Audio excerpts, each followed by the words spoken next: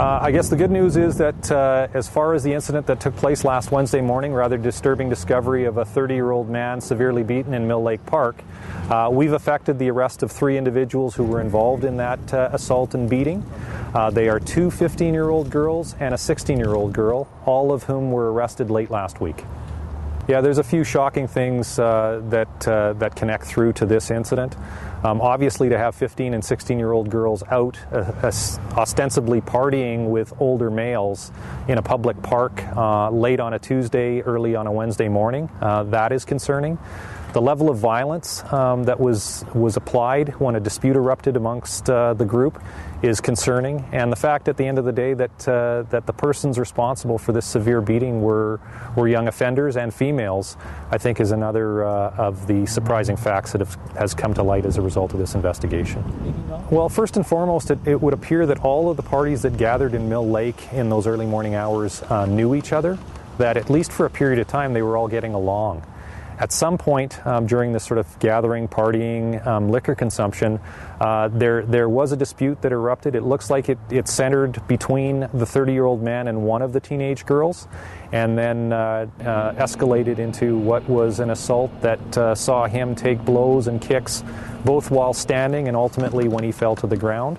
And indications are that the assault continued while he was on the ground. While he was on the ground, how long? Well, from the shape that he was in initially, and the fact that we even had one witness describe that he had discovered a body in the park, would give you some glimpses as to the severity of the assault and the injury that this man suffered. We're relieved to hear that he will likely be discharged from hospital this week, but suffice it to say that he's taken a pretty severe beating to his entire upper torso, cuts, bruises, abrasions. Social media will be part of the facts, part of the evidence at the end of the day. Social media, I think, as most people would recognize, is a bit of a double-edged sword. There's a lot of information there. Some of it is fiction, some of it is fact, and there's a whole lot of in between. But definitively in this case, there was an identification of numbers of individuals, both as witnesses, as others, and even as the accused of having a role in this incident.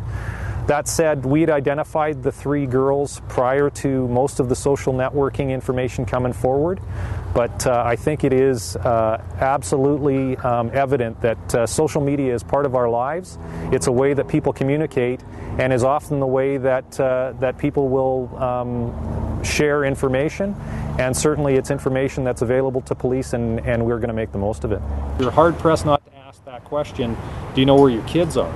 So certainly when you have 15 and 16-year-old girls who would be out at 3 o'clock in the morning partying in a public park with people who are older, where liquor is going to be consumed, that's troubling. Certainly the degree and the severity of the injuries to this man, the incident itself is rare, but unfortunately the number of occasions where we come across young people who are mixed with older people where there is the presence of alcohol or drugs is troubling in and of itself.